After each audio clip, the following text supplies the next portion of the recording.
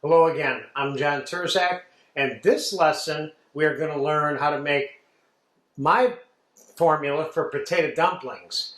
We're going to start out with 2 peeled medium-sized Idaho potatoes. We're going to give them a little bit of a cut up, and then I'm going to get these in the food processor with 2 whole extra large eggs. And before I go there, I have 1 medium-sized diced or small minced onion and a 1/4 cup of minced red pepper. I'm going to cook that quickly in a tablespoon of bacon fat back here while we're doing this, because we're going to add this mixture to our potato dumpling mix. So let's get the potatoes into the food processor with the 2 eggs.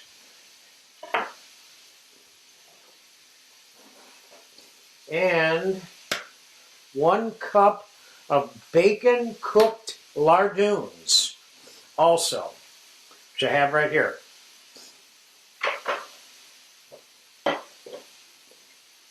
And let's give that a zap.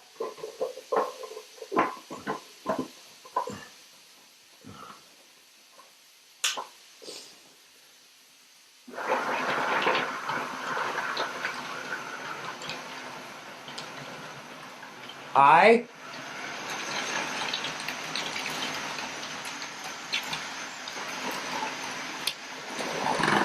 Off. A little bit more.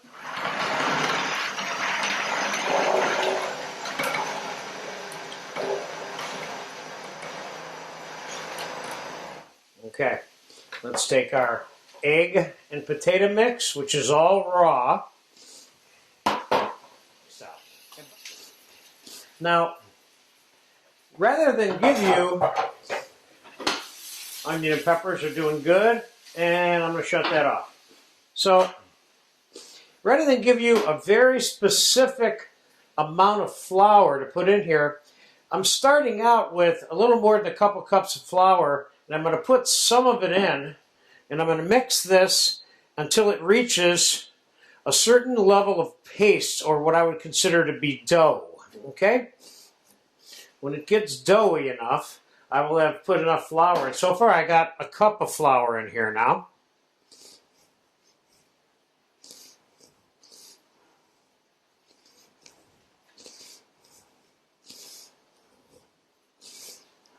Still a little pasty for me. I'm going to put another 1/2 cup of flour. Now I have 1.5 cups of flour in here.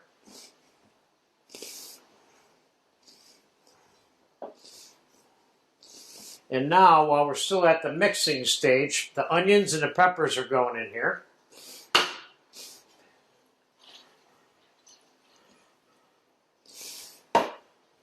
And it's getting to be more and more like dumpling dough as we go along. I want to put some salt in here.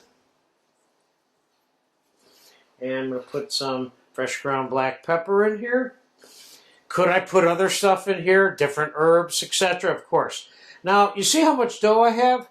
That's how much plain mashed Idaho potato I have right here. Once you get the dough that you have based on the formula that I just gave you, you take the same amount of mashed, unflavored potatoes that have nothing else in them except mashed potatoes and mix them into the mixture.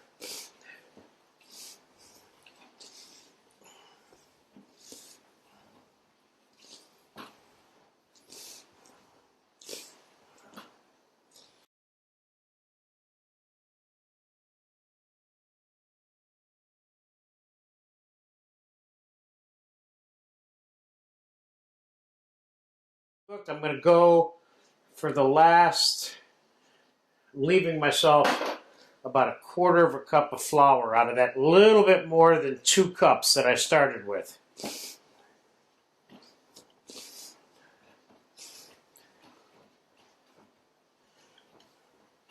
I'm going with the rest of it. And what I'm going to do, as soon as I get this all into one mass, I'm going to cover it up and I'm going to put it in the fridge for a few hours. Do you have to do that? No, but it makes it a little bit easier to handle. I've made this particular formula about 10 times, and I find that if I let it get cold first, it's just easier to do. But I could still do them when they weren't cold, and they still came out good. So you can make the dough and immediately make the dumplings if you want. Get rid of that and that.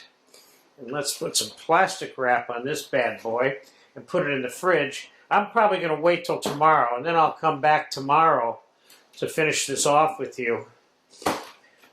So there is step one.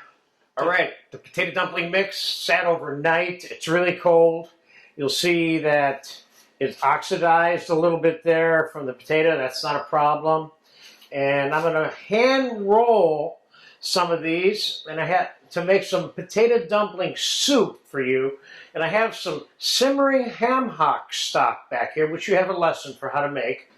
And let's get the potato dumplings rolled and cooking, and then we'll assemble the bowl for the rest of the ingredients. So I'm going to get some flour on my hands here, because this is sticky. And you ask yourself, well, why don't you just put more flour in the mixture? Because I don't want my potato dumplings to be too firm. I'm just going to drop them in the back as I make them here. I'm making them kind of small so I can put a few of them inside this bowl of soup without them being gigantic. So this is one way of forming the dumplings. You certainly can use an ice cream scoop, which I often do. Let's go 1, 2, 3. Let's go like 6 dumplings, I think, for the inside of that bowl of soup.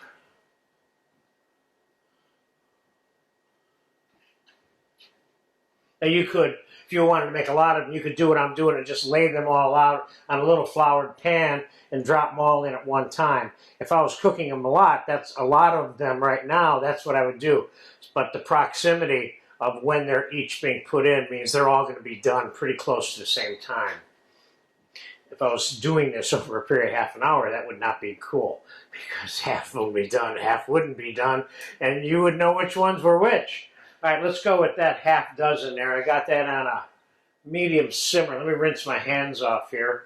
And what I've chosen for this particular bowl of soup, and God only knows there's at least 100 ways to make this potato dumpling soup, with whatever kind of broth you want to use. You can consomme, chicken stock, beef stock, whatever, with all and any kind of ingredients you want to put in yours.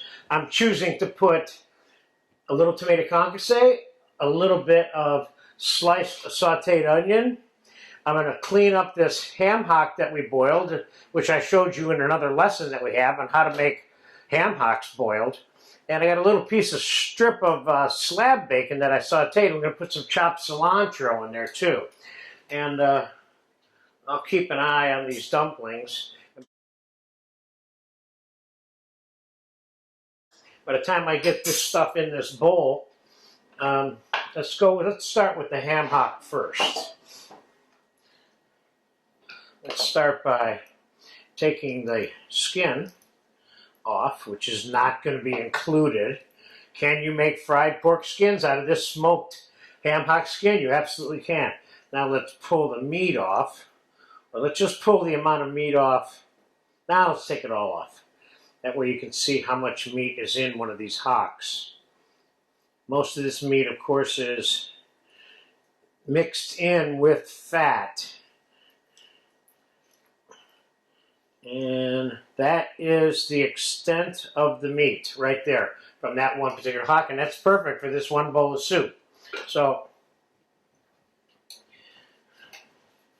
how do you put the hock meat in? Do you want it in big pieces or not? I would say decent sized pieces like that for this particular soup. Let's just put that in the bowl.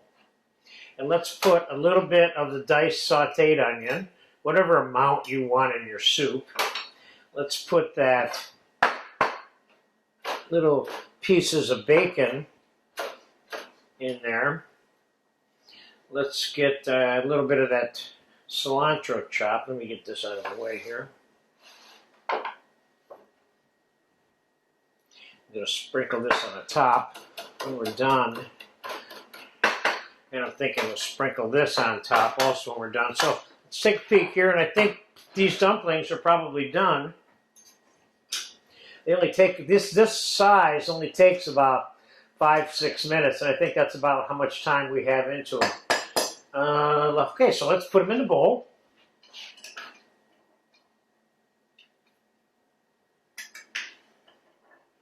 Got 5. And that's what I made. I made 6. Ooh, this looks like fun already.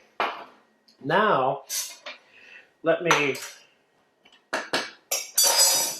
going to ladle, after we taste this hock stock, right onto that.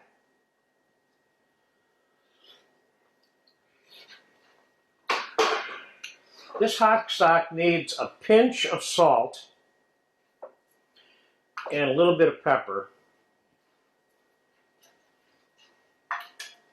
Okay, so if I was serving 5 or 6 of these, this would be to somebody for dinner. This would be the ideal way to set it up, because you have boiling broth, and that will heat everything that's in the bowl just like that. Well, you don't want to put the stuff in the bowl ice cold. This is all kind of room temperature or hot already. So then you could just ladle, fill up all your bowls in one swoop, and it'd be easier to serve that way. So anyway, this is what I'm doing it. This is the way I'm doing it for one bowl.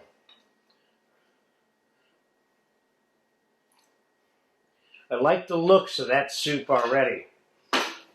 That smoked ham hock stock, which I absolutely love.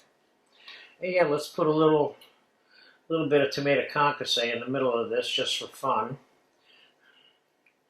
I like this. I like this soup. This looks good.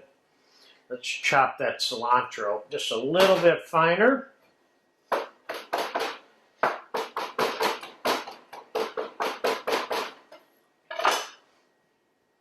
Oh yeah. And you know, there's other things you could do. You could put a little smidgen of whole unsalted butter right on the top of this and let it melt into it. Or you could put a little squeegee of olive oil on it.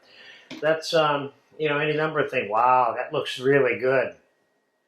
So there's one way to use your potato dumpling mixture to make a potato dumpling soup. Could you make the dumplings larger? Could you serve this in a larger bowl as a main dish? Absolutely. But I got to tell you, this looks really good just the way it is. I'm looking forward to eating this. Thank you.